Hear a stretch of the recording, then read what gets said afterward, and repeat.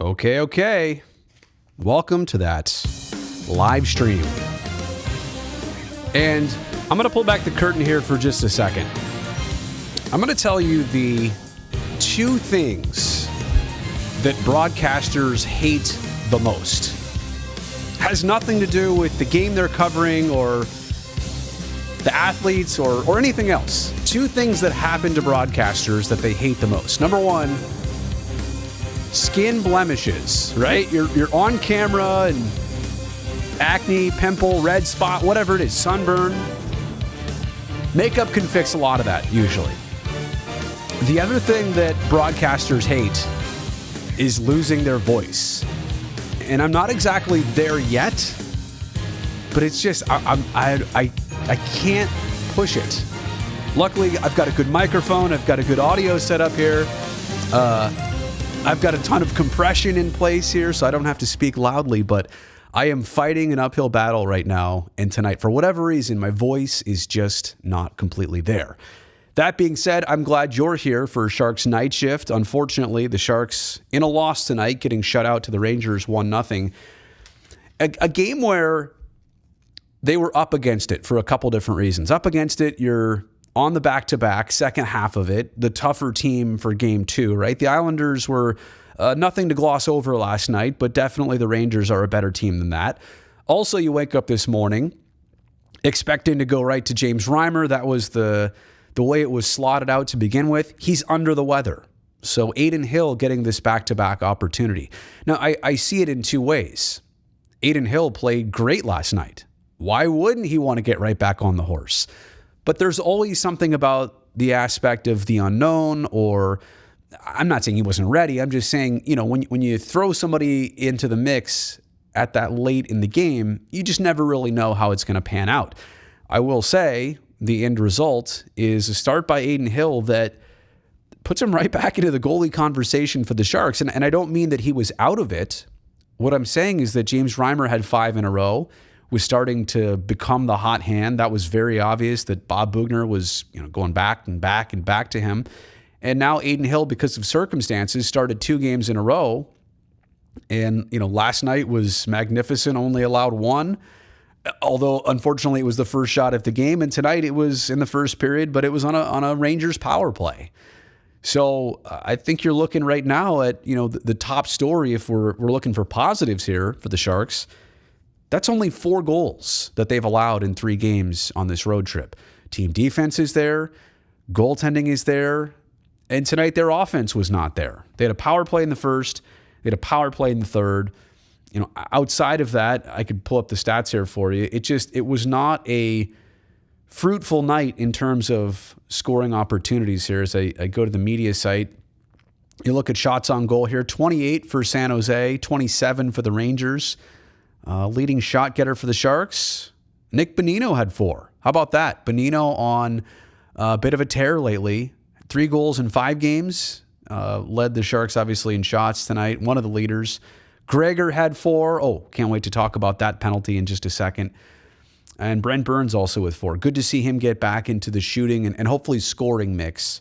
I know there were a couple games in a row. Burnsy didn't have a shot on goal. The Sharks were winning those games, so you'll take it. But obviously, you want 88 involved in your offense. So not only do the Rangers score first, it's how they get the chance. They're on the power play, but they're only on the man advantage because Noah Gregor goes hard into Igor Shesterkin, and hard like as in he was crashing the net, but he may have also got a little last second shove right there, which kind of caused him and forced him to make the contact with Shesterkin. And it's crazy that Shesterkin later in the game comes out with his own separate injury, and those were 2 totally unrelated things. But as for the play, I love what Gregor's trying to do there. I love forcing the issue. I like going hard to the blue paint. I understand the call. I don't always love the call. Anytime there's any contact on a skater, with an arm and a push, and how are we to judge in the end? Well, did he get pushed? Did he get tapped? Did he get, if I go, is that enough to, alter Gregor and his ability to stop? It's such a hard play, especially in real time, even in replays. But I understand why the call was made. However, the Sharks up to that point, they had some jam, they had some push. Next thing you know, they're killing a penalty. They get scored on, and for the rest of that first period, they just never looked the same. So I don't want to say that if we're saying alone that one sequence of events was the entire night, that's not accurate because there were, 50 plus minutes of hockey outside of that. It's just that was an early tone setter. Turns out it's the ultimate difference on the scoreboard as the Sharks lose by that 1-0 final. Sharks last night, it's funny, I was almost going to say last game, but it was last night. They took no penalties last night, no penalty minutes in that game against the Islanders. It was the first time the Sharks have done that since January of 2019. You guys remember what January of 19 was like? It had been a long time. And like I said, tonight, first time they're on the PK, it bites them. But they took penalties in all three periods. The goalie interference in the first, tripping in the second, and another trip in the third period. So, the Rangers kept going to the box. They kept a handle on this game. I want to boil it down to this. The best thing the Sharks did tonight, and I think it is a sign of improvement of the team, of where they're at. If you want to look at how are they different from last year to this year, it's simple. And they didn't play the Rangers last year. East never met West, but this is a Rangers team that would have had the Sharks down 3-0 on the scoreboard in the second period. The Sharks loitering in these games against good teams is a very good thing. Now, ultimately, that's the moral victory side of it. You ultimately need to get the actual victory side of it.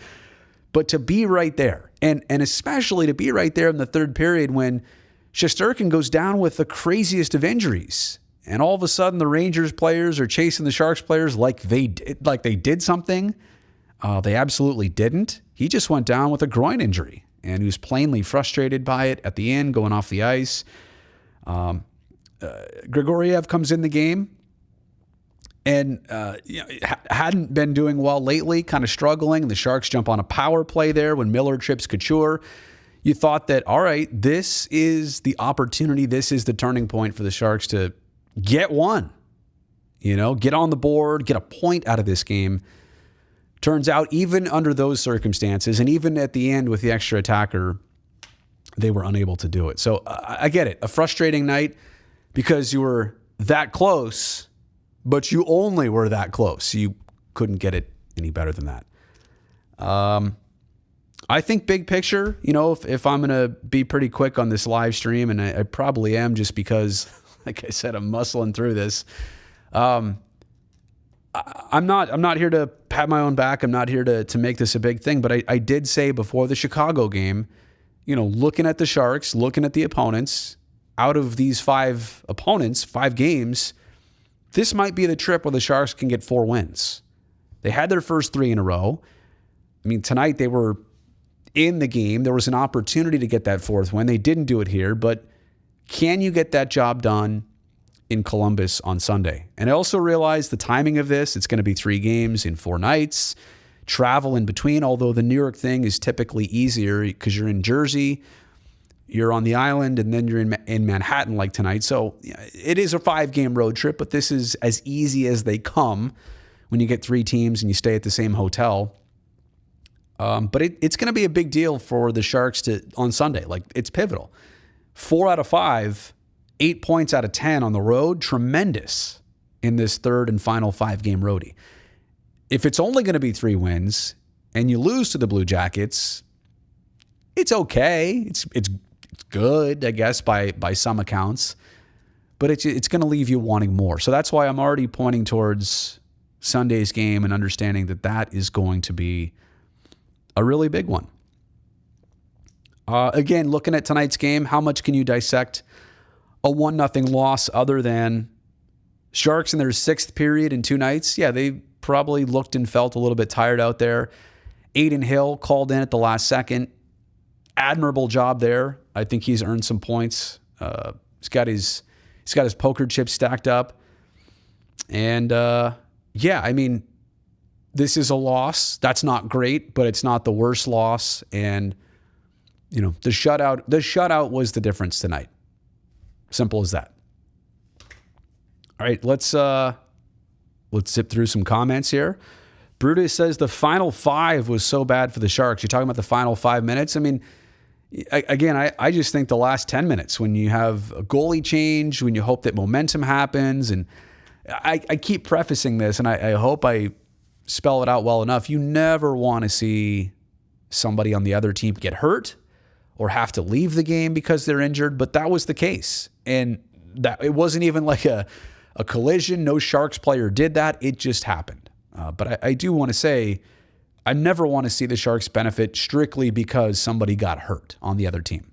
Not that type of person. That's not a good way of thinking. But like, those things are connected, and it did impact the game to have the Ranger goalie who was pitching a shutout all of a sudden have to leave with 10 minutes left. And yeah, with the power play and then with the extra attacker with the empty net, the Sharks just could not find the back of the net. Hello, Isaac. Good to have you here. No puck luck for the Sharks. Logan and others kept missing the shot or net. So let's go back to this one here for just a second. Let me go ahead and pull up just the total shots for San Jose. So how about this? And this is definitely something to think about and consider. Sharks had 28 shots on goal right there, right? They had another 9 blocked. They had 15 miss the net entirely. Now, I'm not always saying that, hey, 5 of those shots or 10 of those shots, instead of missing, put them on net. That's the difference. But in a 1-goal game, in a game where the Sharks don't score, and they put up 28 shots and they miss the net 15 times, as opposed to the Rangers. They missed the net 11 times tonight. So relatively high volumes on both. But how about the Sharks? Blocking 17 of the Rangers' shots. The Sharks this season are blocking a ton of shots. They are 3rd in the NHL team-wise in shot blocks. I'm just here to say, whether you like shot blocks or not, it has correlated into allowing only 4 goals in the last 4 games, right? Reimer and Hill look good. Shot blocking is there. Mario Ferraro is leading the way. And by the way, I hope his upper lip / cheek situation is doing okay. Certainly he got stitches, came back to the game. I know that's not going to be pleasant when that all heals and swells. But if we're talking about, Sharks defense here, shot blocking has become a thing for them, especially in the last couple of weeks. It's really been evident that they're going to make that commitment. They're going to step in front of pucks. So yeah, just going back to it, the Sharks did miss a fair amount of shots on goal tonight. 15. Basically, half the shots they had on net, they also missed that many shots. Let me bring it here back to a couple more comments in the chat, and then I will save what's left of the vocal cords. I don't know if you guys, maybe if I do this, it'll be better. Hang on. Hello. What if I do this? So you can't tell. You can't tell that I'm losing my voice. So, I turned it back off. Okay. Maddie checking in. Maddie's always good for good comments.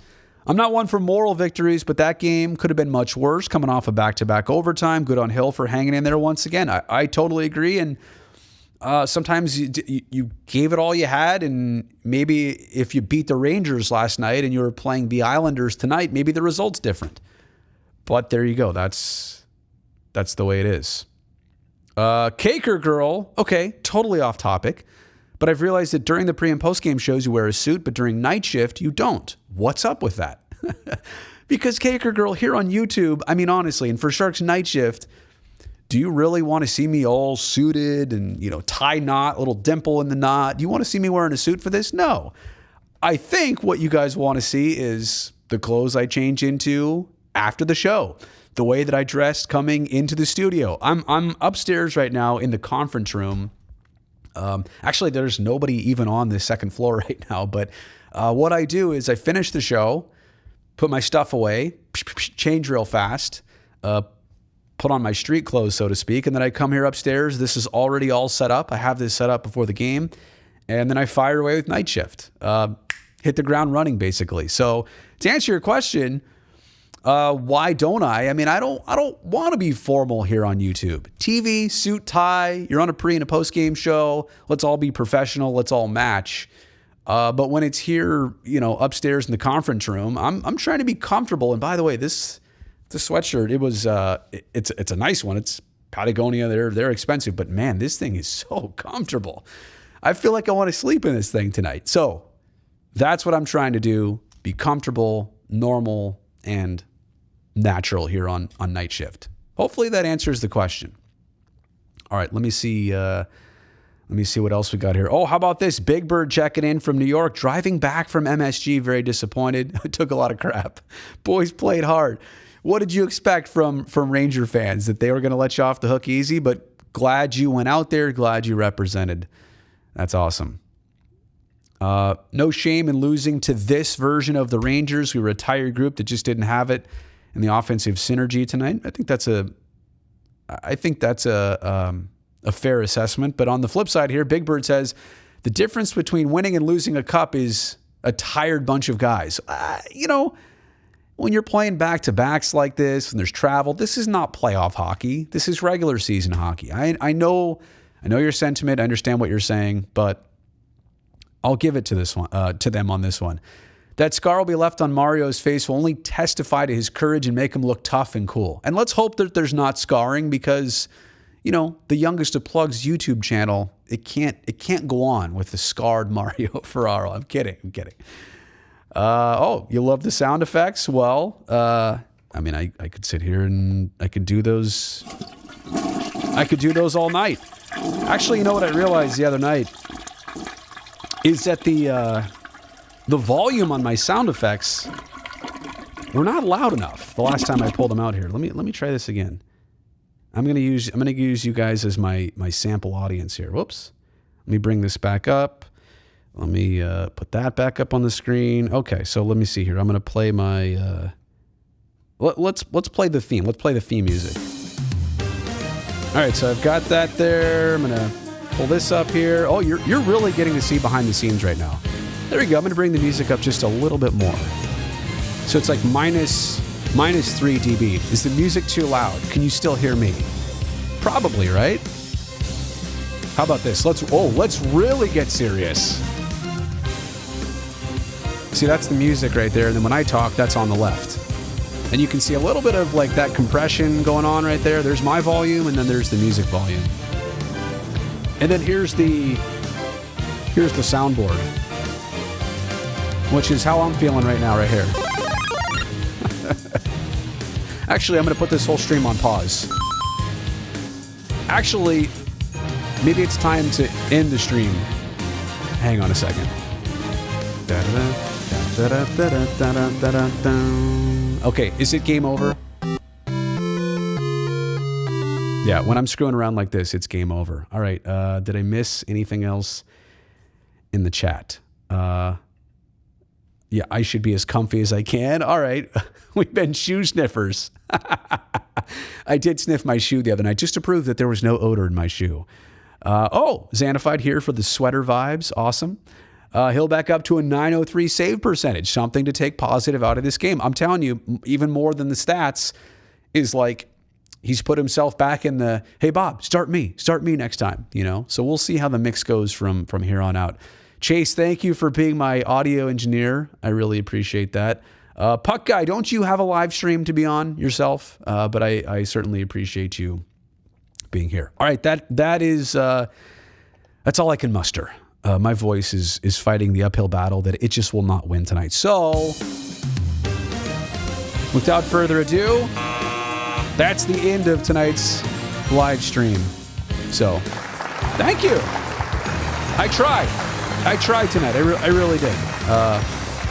And I'll do it again on Sunday. Sharks are going to close out this road trip. I'm telling you, Sunday will decide really, really good road trip or it was okay. That's what the game against the Blue Jackets is all about. Hope everybody has a good weekend starting tonight and tomorrow. It's weird. Is this 2 Saturdays in a row that the Sharks are not playing? That rarely ever happens. Right? Played the Hawks on Sunday. And now Columbus to close it out on the next Sunday. All right. Thanks for tuning in, everybody. I will talk to you next time. And make sure you like this video if you liked it. That'll help everybody else out. And don't forget to subscribe to the channel. Good night.